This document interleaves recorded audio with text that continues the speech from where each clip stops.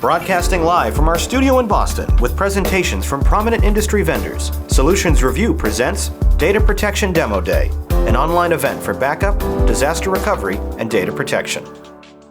I'm Doug Atkinson here at Solutions Review, and welcome to a new Data Demo Day. For this edition, we're focused on data protection, a topic that is one of the most researched on Solutions Review right now. First up is Arcserve, a global top 5 data protection vendor and unified data resilience platform provider. Arcserve offers a broad set of best-in-class solutions to manage, protect, and recover all data workloads, from SMB to enterprise, regardless of location or complexity. And today, we're getting a look at the newly released Arcserve Unified Data Protection 9.0, designed to further strengthen customers' data resilience. And to walk us through all the new Arcserve features is Stacey Budd, Principal Sales Engineer at Arcserve. Stacey, thanks for being with us. Thanks, Doug. It's good to be here. Well, I appreciate you being here. Before we get started, I was looking at your profile and thought one of the most interesting elements on there was a nuclear weapons specialist years ago, but also you've got a pretty extensive resume as a software engineer. Can you give us a little bit more background about yourself? Sure, and I think it really begins back in my Air Force days, right? Because it was a highly secure kind of environment. You were always working on the buddy program, never working alone with anything, those kind of things. So, you were always kind of on guard for issues and things like that from that perspective. And then when I got into more of the IT realm, right, when I got out of the Air Force, then the back then in 97, right, the event of viruses and those kind of things, and and it was more of, you looked at it, it was more of just people playing around in that perspective. But I've always kind of had that approach to take, data and take everything very seriously from that perspective. And I take that back to of course, my Air Force days from there. So, but I did spend, in that kind of role doing pre-sales kind of, for about 17 years. And then, of course, I moved over and started supporting, a specific vendor. So I do have, a good rounded background, at least I hope, in different technologies and different things like that as well.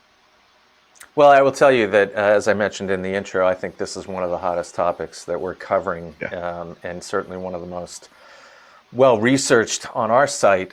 So I'm excited to have you get into it. Before you do that, I'll just set everybody's expectations. Stacey will go for probably about 20 minutes or so, give you a walkthrough of the Arcserve 9 solution, and then we will jump back in with any questions that you may have. So if you have questions, please submit them, and I'll make sure we get them to Stacey. Otherwise, Stacey, I'll turn it over to you, and I'll talk to you in a few minutes. Fantastic. Thanks, Doug. Well, everybody, when we talk about, Arcserve and, what Arcserve brings to the table and what UDP brings to the table, and what is, our data resilience platform, really from an Arcserve perspective, understanding that availability of that data, right? We have, some organizations that need to rely on tape, still go direct to tape. You see most of the industry move away from that, but it's got a little bit of a resurgence here lately. And that's really where our, if you go way back to like 83, right? That's where our roots, everything, we're on the tape side.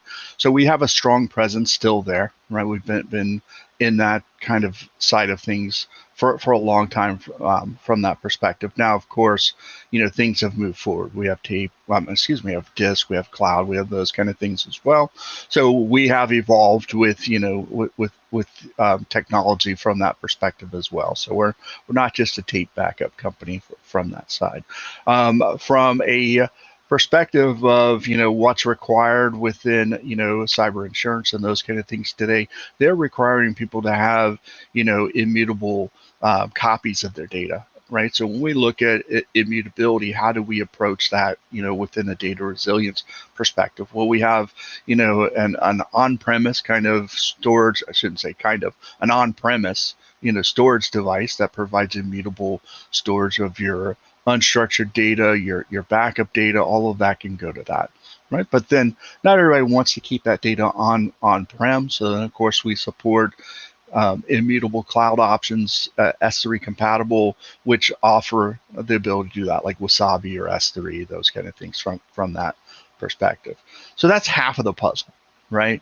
The other half of the puzzle is, what do we do with that data, right? Number one, it's got to be secure. We have taken the approach from a security perspective that we're not a security company. We don't want to get into that level of things. We want to stick with what we specialize, which is data availability, right, and data resiliency from that perspective. So making sure that your data is protected from a security perspective is very important to us. So we've partnered with Sophos, and they help protect our backup service from that. So instead of us trying to learn how to do that, right, and quite frankly probably make mistakes along the way, we rely on an industry leader for that kind of protection as well. And it's an option for our customers. They don't have to go with it, but we're the point of contact for it and all of that as well. When we look at the different types of disaster recovery, because really when you're talking about data resilience, you're talking about the availability of that data. Nothing is more important than being able to quickly recover that data, whether or not we're doing that on-prem through tools within the product, which we can't do a full demo for you today, but we'll show you a little bit of that as well. And your site may be down, so you may need to instead of doing that on-prem, you may need to do that in the cloud. And we of course support both of those in order to do that, right? Either on-prem or in the cloud.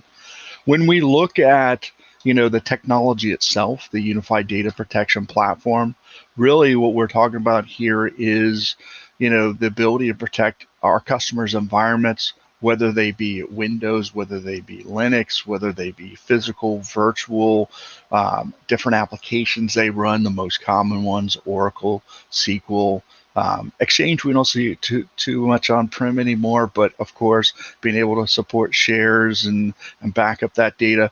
With us, the story, and I hope to show you this in a moment, the story really is all of these different environments that a customer has, and most customers are going to have a diverse environment.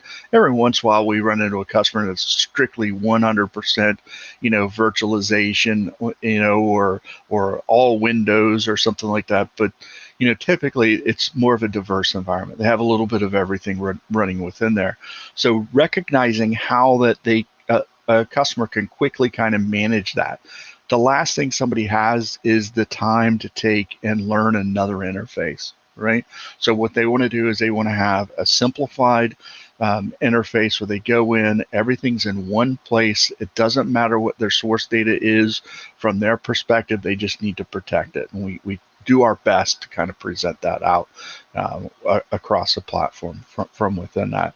Now, once we have that data protected, right, of course, we can move that data over to the one safe device, which is our immutable on-prem solution. We could also move that data out to public cloud, private cloud. We have our own cloud.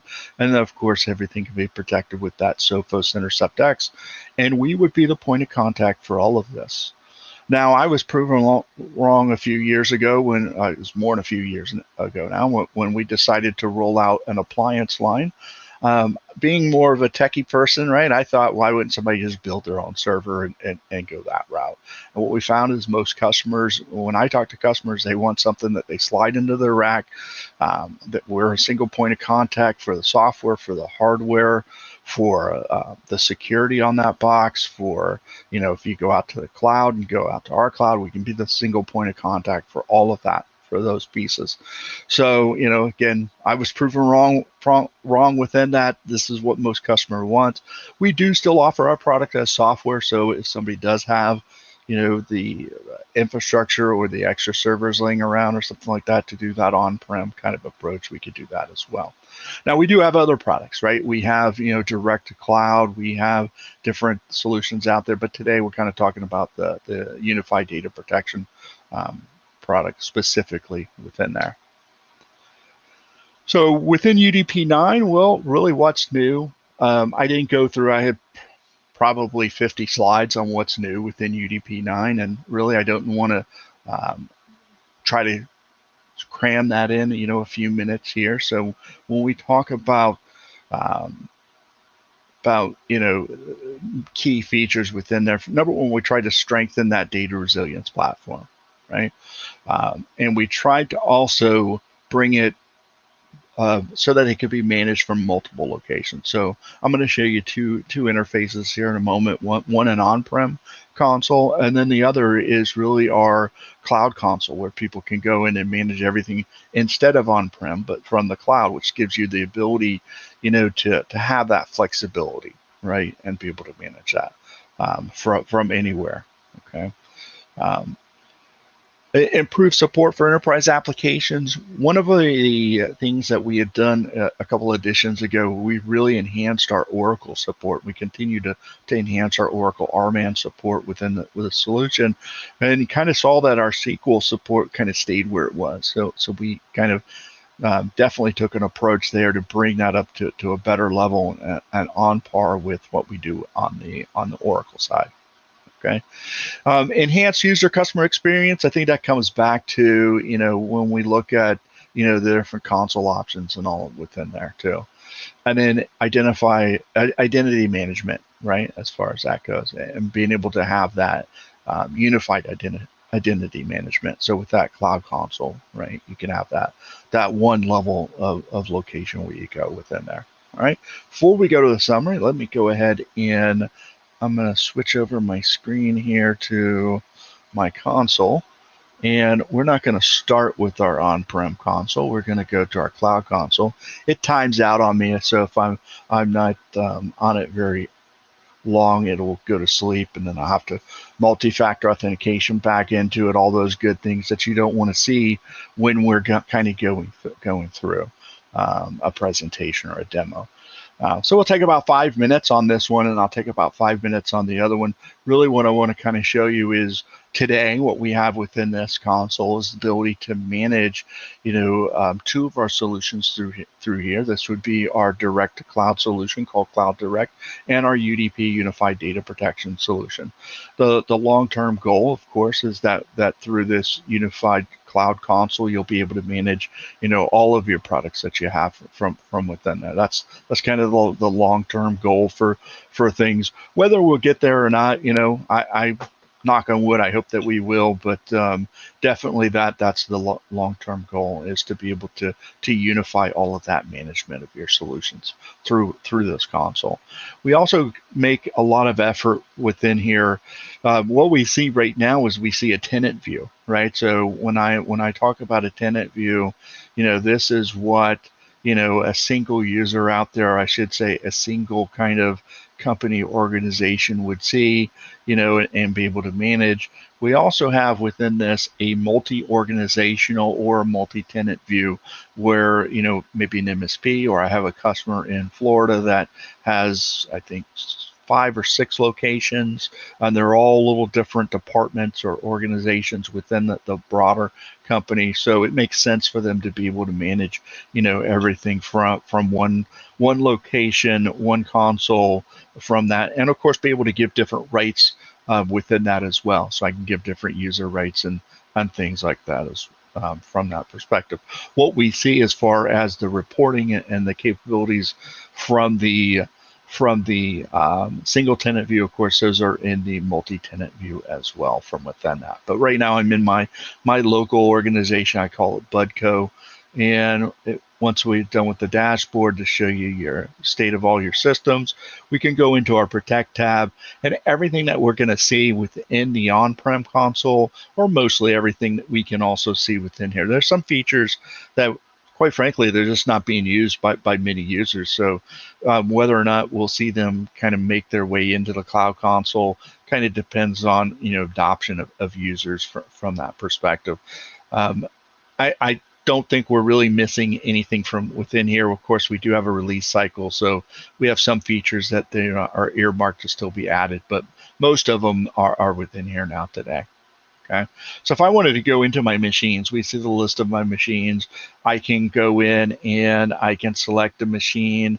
I can start the backup, start the recovery. I can deploy out policies that I have out there, those kind of things within that. Now, that particular system I was working with is a file backup, and that's my direct to cloud backup that I'm doing with my laptop.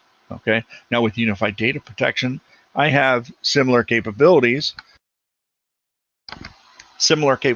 where I can go in, I can start my backup, start my recovery. I can, update the credentials on those systems. So if those have changed, I could push out agents if we need to do that. I could perform disaster recovery, where I could go in and create an instant VM. That's where I would emulate that the backup is a virtual machine and bring it up in a matter of minutes in order to do that. Okay, so we have all of those options available to us. And of course, we can go in and when we look at our different data stores and our different cloud accounts, our recovery point servers, those are our backup servers. Now, for me, this is in a demo environment that's, kind of clone demo environment. So I have some, like, for example, today I have both demo environments up and running. So it makes this kind of hiccup a little bit from that perspective. But usually I have one or the other. You wouldn't have both from that side. If you go into your policies are your plans, your backup plans. So they're fairly easy to go in and add a policy and, just name it whatever you want to. Just call it test. And, what do you want to do? You want to back up that system. You want to replicate it to another system. Is it, an agent-based backup? Is it an agent list backup? Is it a share backup? What do you want to do as far as that goes? Okay. And then as far as your tasks go, pretty straightforward. We're going to be able to go in and, back up all the volumes, selected volumes. Where do you want to protect it to? This would be your data store. And all my data stores showed as offline. Again, that's because I have the two environments up at the same time. So it's a little confused here.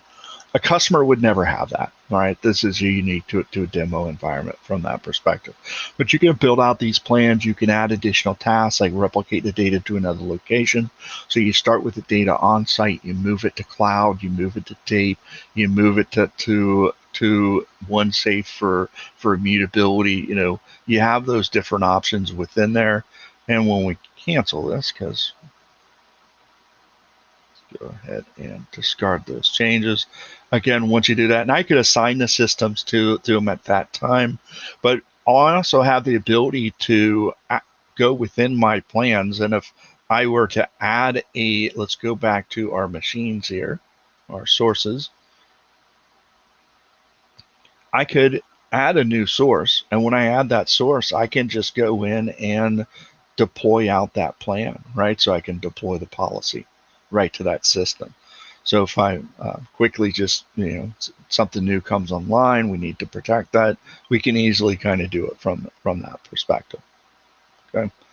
Now, if we go over to our on-prem console, which of course still exists, you would use one or the other. You wouldn't use both. We're hoping that most customers start to adopt more of the cloud console, but we need to keep this on-prem console for sites like I used to work with in the Air Force, right? That are dark sites and don't have internet access and things like that. So we'll always have a need for an on-prem console.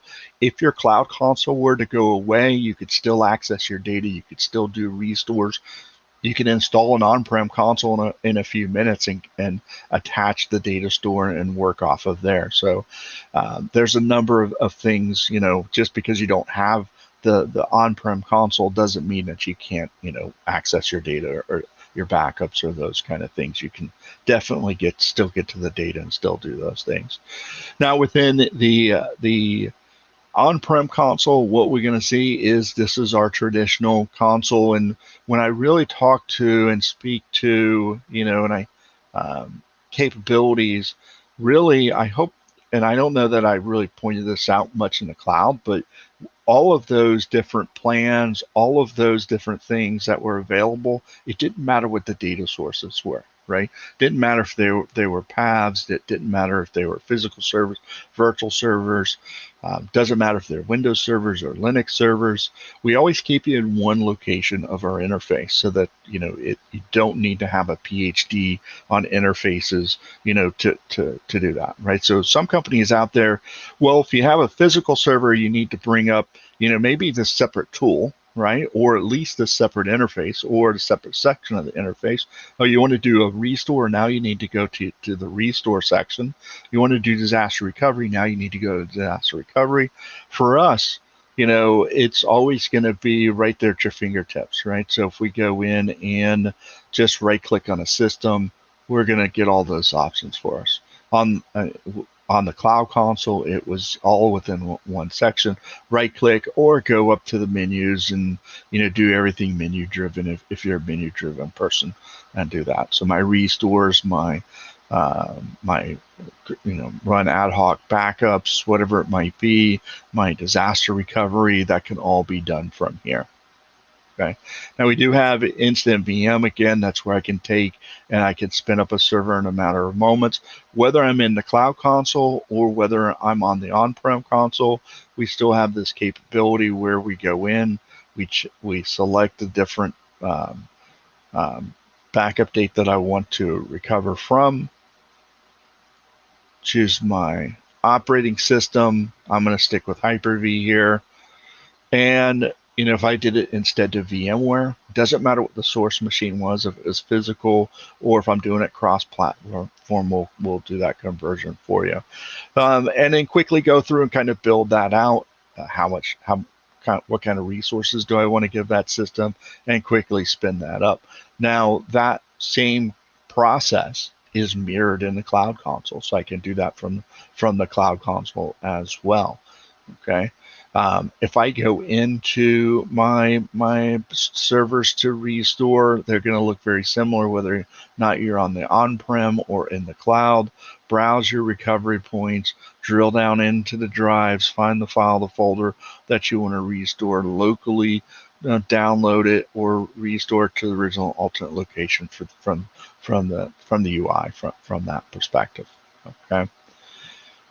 Now, from an enhancement of the things, right, that we see, number one, security, right, multi-factor authentication, within the product. Of course, we have that role-based administration, right, so we can go in and assign different roles to different users for larger organizations that need to have that capability as far as that goes.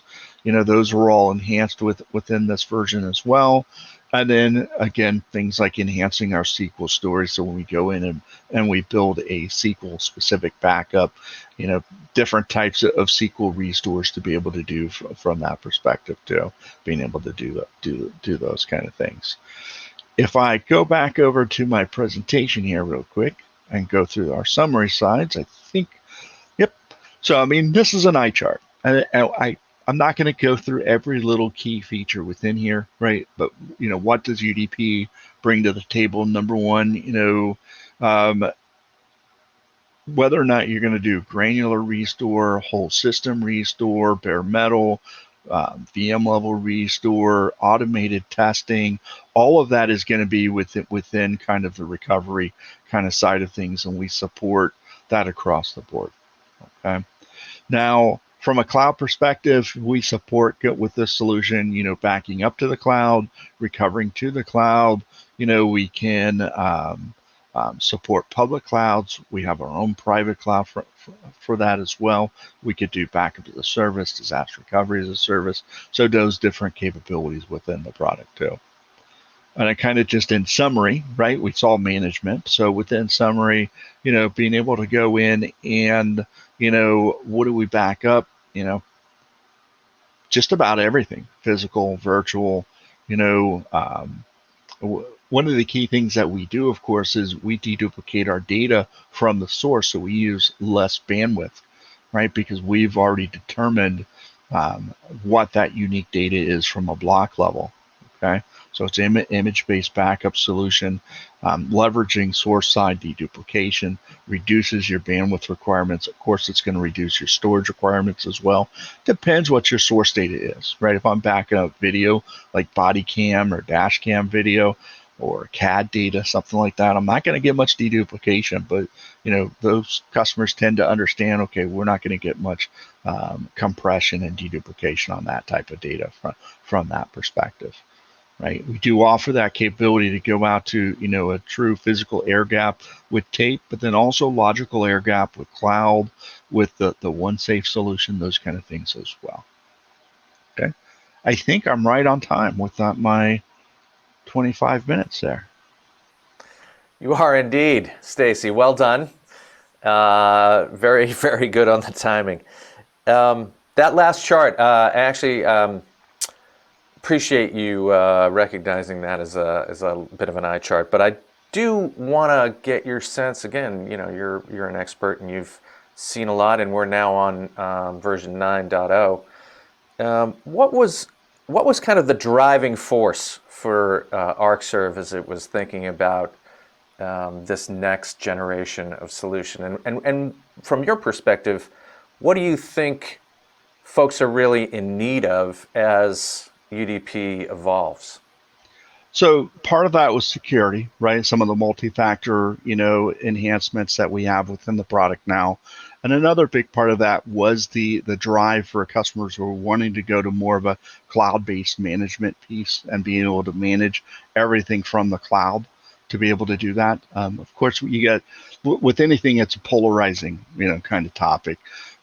So we still do give that on-prem option for customers, but really when you get into I was pointing out the one customer I have in Florida that has all the different locations. For them, it as soon as they heard about it, they were, before we even had it really kind of released and available for people, they were calling me trying to get me to help them install it and do those kind of things. So that cloud-based management is really big for organizations and stuff like that as well. So that centralized management. Yeah, certainly. I think that appears to be certainly a macro trend that we're seeing as well. In terms of some questions that we've fielded here, one of them is around use cases. Can you speak a little bit about some of the use cases for UDP 9? And that's one of the great stories about UDP. When we talk about UDP, I can go into a very small environment, right, with one or two servers and protect that environment and have a good solid solution where it's an on-prem. Maybe they need to have the data that they can bring it up quickly or something like that. Do on-prem disaster recovery, or something like that. But this solution really scales very well where we have organizations that either multi-site or large organizations, lower enterprise organizations, that have more diverse kind of environments with virtualization, with physical systems, and we really scale into that. One of the things that we also do is we have continuous data protection within one of our products, so we can scale kind of into that for organizations that need highly available data that can't afford to come from a backup that was 30 minutes ago or 15 minutes ago from within that. So, from Arcserve as a company, right, we really kind of fit within that, but UDP fits almost all of that, right, from the smallest customers out there to, well, I wouldn't say the smallest customers, because we do have our products that fit better into some of those organizations, but UDP can fit into that as well. Well, and quickly, we only have a minute or so to go, but I do want to give folks a sense of how best to connect. So I know you have a 30-day backup and disaster recovery free trial available on the site. Would that be one of the best ways for folks to connect and start an engagement? Well, I mean, that's a great way to start, but like anything, if you just have a tool and you don't have somebody to talk to within that, so I always urge people to reach out to us. We could do one of two things, right? We can, hey, if you have any questions, give me a call. Maybe we help get you set up. We can also run more of a proof of concept where, we're more engaged. Somebody on my team or myself is more engaged in kind of working through those things. But to start with, yeah, the trial is a good place to start with. And that will always prompt a call from us to see if you need any additional assistance or anything like that as well. Well, this is great. We would certainly encourage everybody to go to arcserve.com to check out more. Stacey, thanks very much for the time today. Appreciate it. My pleasure. Thank you. Well, there you have it. A data protection demo day in the books. We want to thank our guests for their fine presentations, and we certainly appreciate your attendance as well. Until next time, I'm Doug Atkinson here at Solutions Review. Thanks for watching.